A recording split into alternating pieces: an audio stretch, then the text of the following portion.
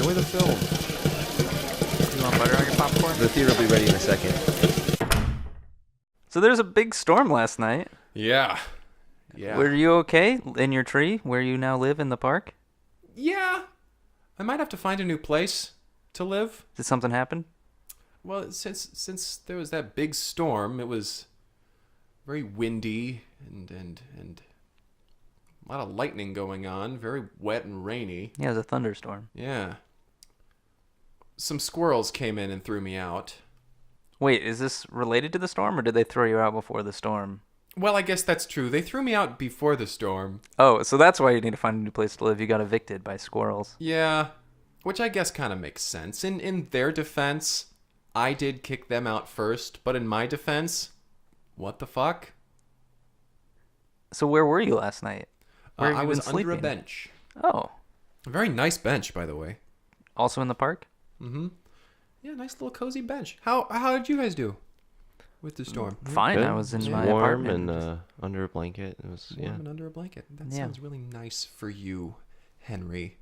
That sounds so great. I'm happy that you were so nice and warm while I was under a fucking bench. In a park. In a storm. Am I right, Kyle?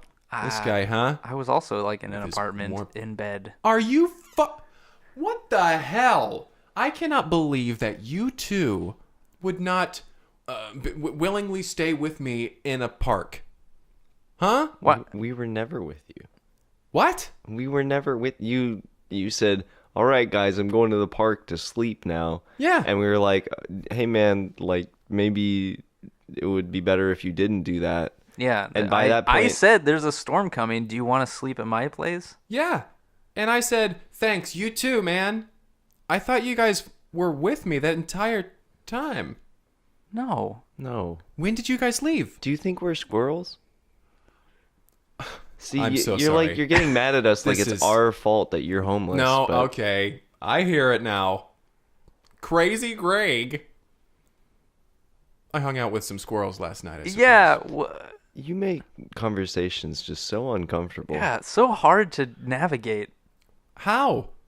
Please. Like this, right? You're asking a question. I know you don't Who? want to hear the answer. See, you What? just asked. You asked a different I question would while I'm trying. love for you to ask me a question. How you guys doing, huh? Doing fine. Nice. Working at the theater. Yeah. Life goes on. Life. Who's managing now?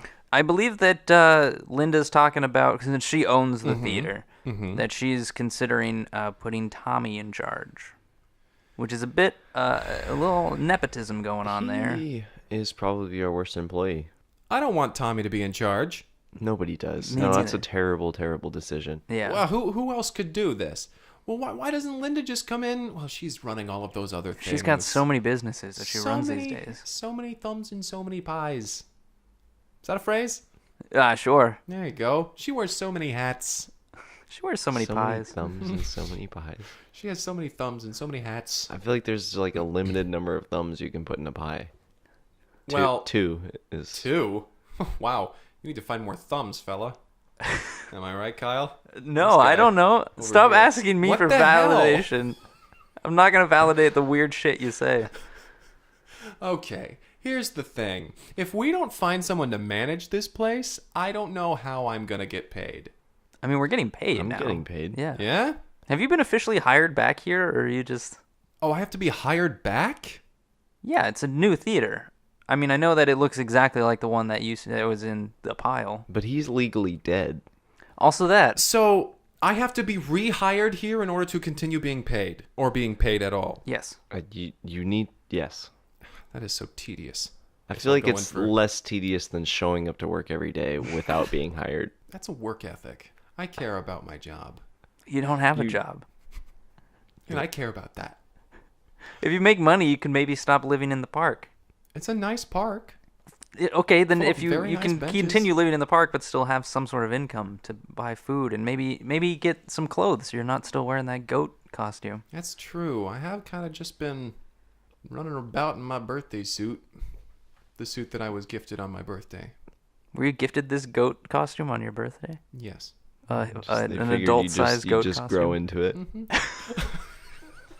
So, anyway, I should wear my best suit to my interview with Linda to get my job back.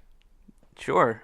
Or just don't work here anymore and just leave wear us my- alone. I think I'll wear that pinstriped goat suit. Double-breasted. Should we get the podcast going? Sure.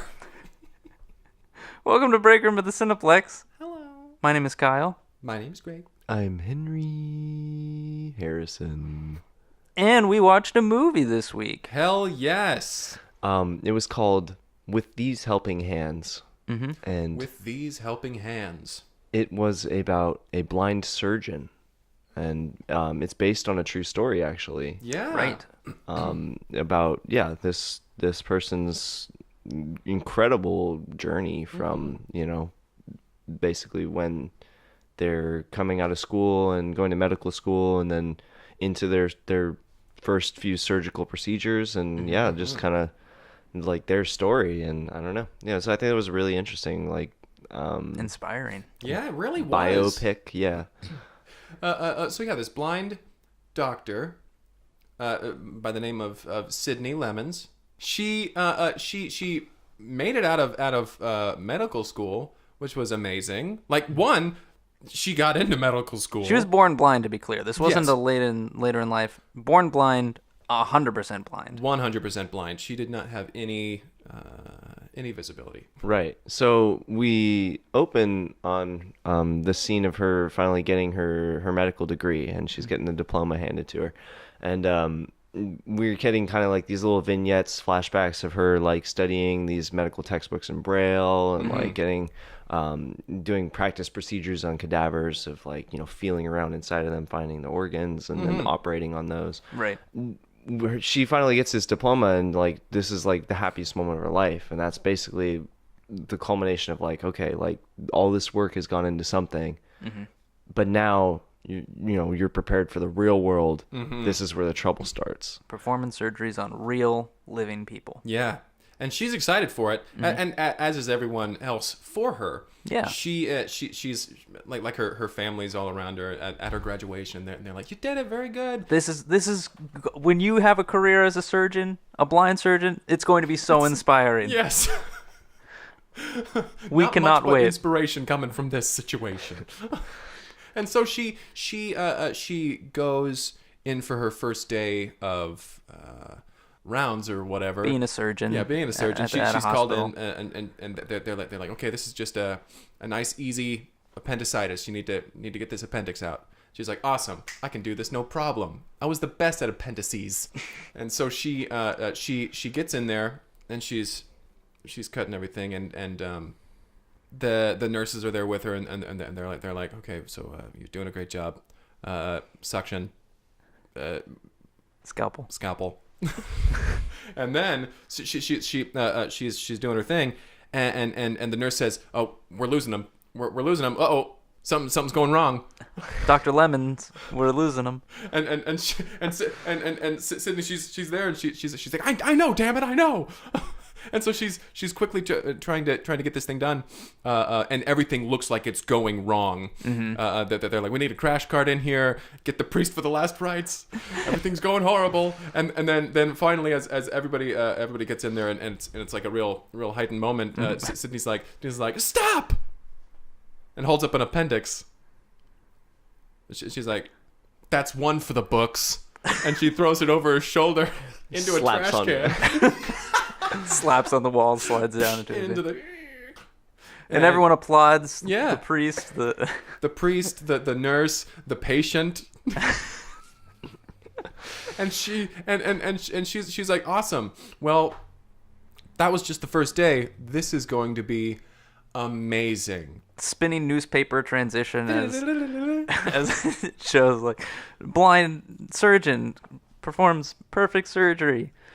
Perfectly. Yeah, a variety of those sorts of headlines. She is immediately a star in the medical field and beyond. People want to hear this story. Right. And that's when we get her in the hallway, and she's feeling on the board to figure out where in surgery she's going to be today, like what she's performing, and it's a heart bypass valve surgery that she needs to perform. And so she feels it, and she's like, oh man, like I've never even attempted this before. This will be interesting. And we get her in the operation room, and she's feeling around figuring out where all her tools are, feeling them, like scalpel's over here, okay. And then the patient is completely conscious at this point. He's like looking up at her. He hasn't been put under yet. Right, and he looks at her, and he's like, "Oh, so you're gonna be my surgeon, huh?" And she's like, "Yeah, I'm kind of a big deal around here, so." Yeah. Full disclosure, I'm 100% blind. There's a high chance of inspiration. And the fella, oh, ha, ha, ha, ha. I don't know how comfortable I am with having a blind surgeon. And then she's like, count backwards from 10. She puts a thing over his mouth. And so she starts the procedure, and she starts cutting open his chest cavity. Mm-hmm. And she sees the heart inside, and she feels the heart inside, right? You're right. She feels the heart, and she's like, okay, well, the valve needs to go right here, and she like squeezes the little part where the valve is supposed to go. Clamp. And so they clamp it, and she starts working around, and she's cutting her along the side, and all of a sudden we hear the flat line immediately. Boop. And she's like kind of scrambling around. She's like, oh no, I wasn't prepared for this because I've never done this before. So could someone turn that down? It is so loud. Don't forget that all my other senses have been heightened. And the nurse, sorry, doctor. He is dying, though. We will turn it down. And so she's like, she's scrambling. She's like, okay, let's figure out what do we got to do. Outside of the room, there's like a viewing window where people can watch, and there have been reporters outside this whole time because they're like, the first surgery was so inspirational, that appendectomy. This next one is going to be even more inspirational. We got to be ready. But as they see that something's going wrong, flashes start as they're taking more photos and recording with their cameras. And there's a news reporter who's like, we are live at this surgery. Something's going wrong. And she gets deeper in there. She's like up to the elbow inside of this guy's chest cavity now, and just kind of just getting this valve in place. And she pulls out her arm, and she's like, I got it in place. But and then we kind of get this like trembling, like the flat line is like boop, boop, boop, boop, boop, boop, and the guy wakes up. He's like, and he gives a thumbs up to her. And he's got tears streaming down his face. That was so wonderful. And the music swells, and the crowd cheers. Yeah, more reporters are showing up, and they're carrying her out on their shoulders. And like this is the peak. There's more newspapers spinning. Right. And they're like nothing could go wrong. This blind doctor is on the top of the world. And then and we get she's out on the street, and she's just walking down the sidewalk with her cane and everything. And she's people just are walking applauding, down the sidewalk. People are crying. And she's listening to a radio program, and they're talking about how this great brilliant doctor is amazing at what she does. and so she's like this is amazing. I feel so happy right now. And she stops at a crosswalk, and she kind of puts her hand onto the signal, the buttons. Yeah. And at that moment, a car cuts through the intersection, runs the red light, and gets T-boned. And then both of those cars careen right into the traffic signal where her hand is. Smashing her hand. Her dominant hand. Her hand that she needs for surgery. Dun, dun, dun. So they rush her to the emergency room. And they're like, we need to do surgery on this hand. And she's like, I've got it. I've got it on one other hand. I'll do the surgery myself. And so she gets her hand, but it's all fumbling and everything. And she's like, this is a new challenge. I've never done this before. And so she tries to get there. And the doctors who were all there, who were all scrubbed up and everything, they're like, there's nothing we can do. We're going to have to call it. And she's like, no, this is my life. This is my life. No. And it kind of fades out. Cut to like 3 weeks later or something. She's sitting in a living room, and she's just looking outside the window, and a woman comes in. Her mother comes in, and she's like, Sydney. Yeah, Mom. What are you looking out the window? I honestly have no idea. I just kind of sat down in the chair comfortably. Am I near a window right now? You are. She's got her one hand just bandaged up. It's just wrapped in bandages, and her mother looks down, and on the coffee table in front of Cindy is like that toy, the game of Operation. Yeah. But all the pieces are still in. She clearly gave up out of frustration. Her mother's like, I hate seeing you like this. And she goes off into the other room and starts talking to her father, I'm assuming. And it's like, I just hate seeing her like this. Let's try and get her some help. Let's see if we can get somebody to help her, like an assistant or something. And Cindy's like, I can hear you. Don't forget, my senses are much better. Right. We're going to get you an assistant. Somebody who could maybe be your hands or something.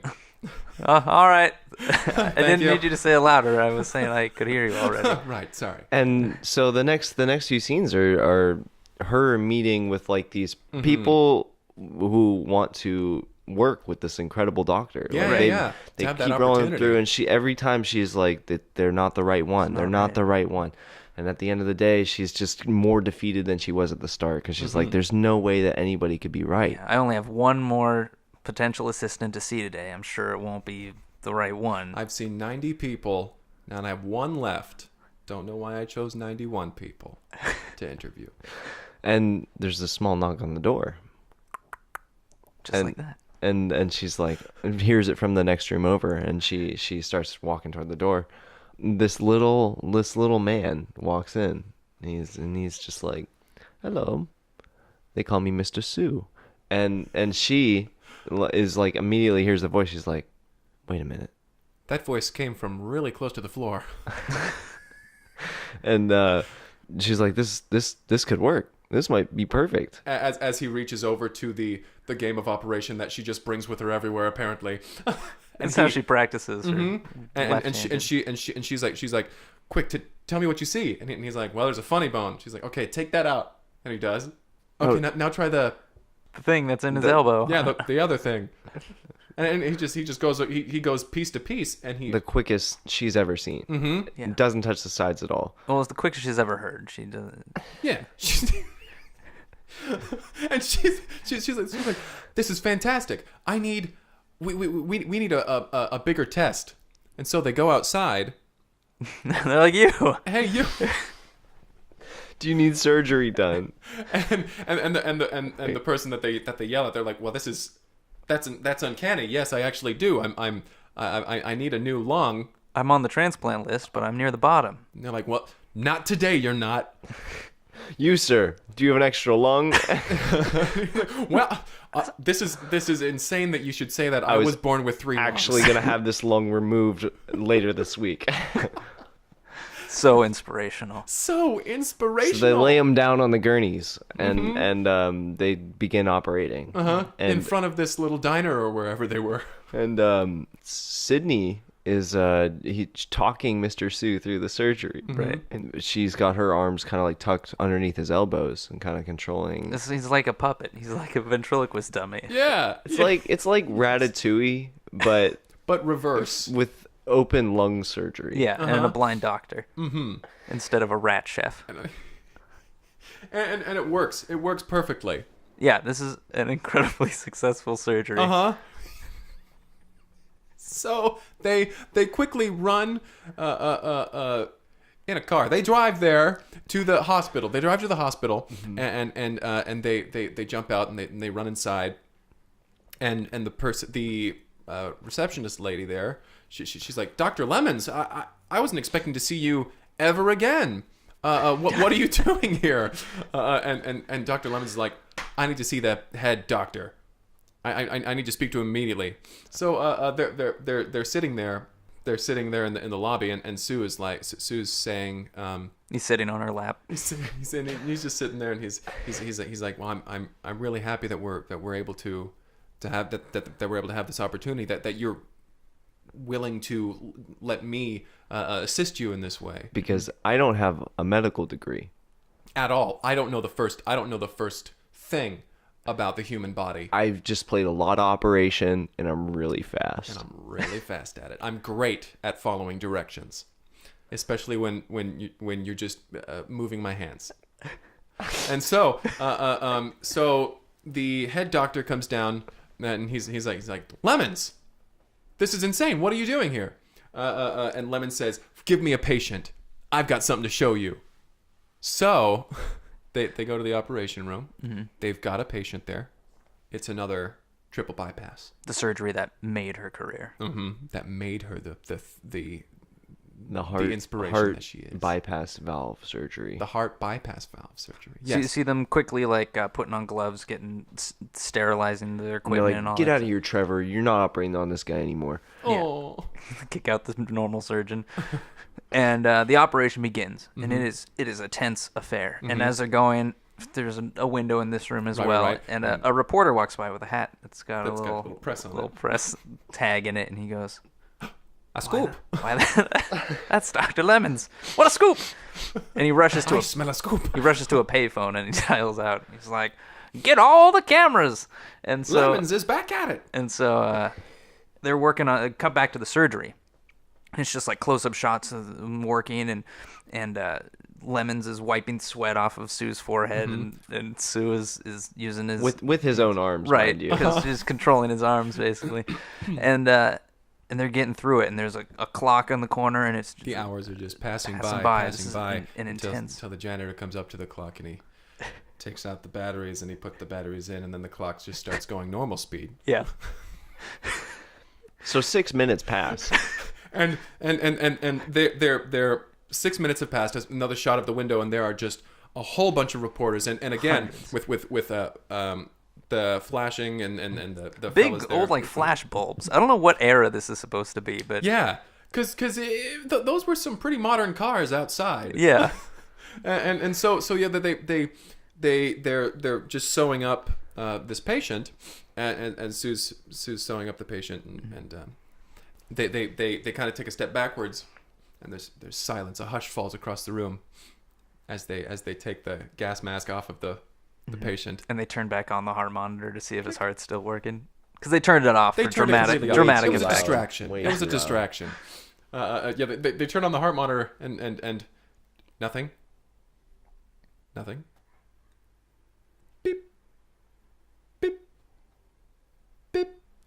Everybody erupts into applause. Everybody's just clapping. Everyone starts cheering, pounding on the windows. Yes! There are people with banners that say "Dr. Lemons for president." And Dr. Sue looks up at Dr. Lemons. Well, I guess he's not a doctor. Mr. Sue looks up at Dr. Lemons and he says, "This is the greatest moment of my life. I feel so inspired. I'm so happy that you chose me to be, your surgical assistant." Because again, I don't have a medical degree, and I just don't mean to harp on this. Takes a lot of school to get to that point. Yeah, so. I don't have that sort of time, money, stamina. Motivation. I really don't take on long-term projects. But the point was, I'm really inspired right now. Okay, thank you for this. The music swells again. There's tears in his eyes. And Dr. Lemons is feeling the same way. She feels like, without Mr. Sue, she couldn't have accomplished this. Yeah. She says that to him. She's like, I'm happy to do it, and I wouldn't have been able to do this without you. And with these help, I wouldn't have been able to. Hold on, I wouldn't have been able to do this without. I was able to do this only because with your helping hands. With these helping hands.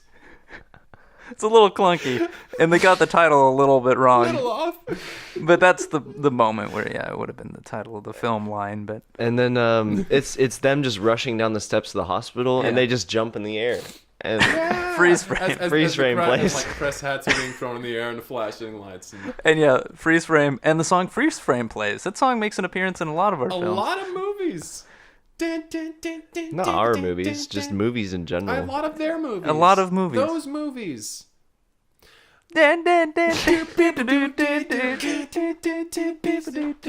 Freeze frame. Freeze frame. Cut to credits. And as the credits are rolling, we get more newspaper more newspaper headlines saying things like Lemons and Sue take The town by storm. Take by storm. Take hospital to the next level. They're saving. Take surgery to the future. Yeah. Take a vacation together. Sue and Lemons save Prime Minister of Britain Yeah. with surgery. Prime Minister asks what to do with lemons. You have. One says, when life gives you lemons, you've got good surgery coming. Also, Mr. Sue. Yeah. As far as surgeries are concerned, you better hope life gives you lemons. Yeah. There you go. Stuff like that. All of these, like, it was all of these newspaper headlines were pretty much the same joke, slowly getting better. The press was just also improving. They were just inspired. They're workshopping, trying out some things. Exactly. And So crazy that this is based on a true story, though. Yeah. I know. I do wonder, like, how much of it is actually true, though. Well, I do know that there was a story of a blind pianist. That doesn't sound So you related. think that was them? I have no idea. With these helping hands. With these helping very hands. fun, very enjoyable movie. Very Inspirational. yes. Do you guys, should we just go right into ratings? 8 out of 10. 8 out of 10.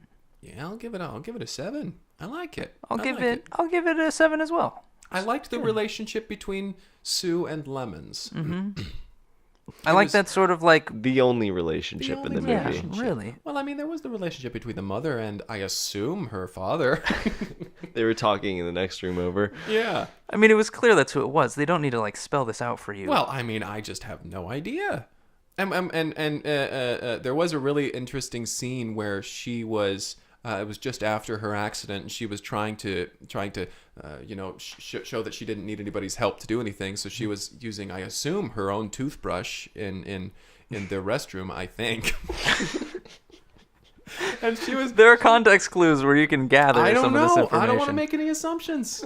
I don't know. You just want every movie to be just entirely exposition. I would. And here I am in my bathroom with my toothbrush, which I will brush my teeth with. Using someone else's toothpaste. It's a communal thing. Yeah. We don't all have our own tube. I would just like I don't need my hand held, all right? I'm not a baby, but I would like to know where we are, what's going on, who's doing what, why they're doing it. And you'd like it all stated verbally. I would like someone to paint me a picture. Well. But a 7. Sure. A 7. Good stuff. Good stuff. Good stuff. Well, good movie. Who picked this one? Oh, I did. Very good pick by me. And you guys said I wasn't supposed to pick movies anymore. I'm glad we made that list of movies that Greg can pick. Yeah. And thank you for giving it to me. Yeah. I mean, I wouldn't have thought to choose these films if it hadn't been for your suggestions. I'm so glad. Happy to help. And I'm happy to help too, to have given you those suggestions. From the list we gave you. From the list that you gave me. Yes. Well, I mean, let's not bog down into semantics. I mean, let's just remember this is coming that from the guy who literally wanted everything explained to him about whose was what and what was who. Okay. Now, I think we're getting into some really tricky territory here, because I mean, we could talk shop until the cows come back to the shop. Bull in a china shop? What's good for the goose makes lemonade? Well, if you'd like to send us a movie, you can reach out via email at cineplexpodcast@gmail.com or on Twitter at cineplexpodcast. Those in glass houses make lemonade. That's it. What did you land on? Those who make lemonade. Two in the. Teach a man to fish, and he'll bring a cow home.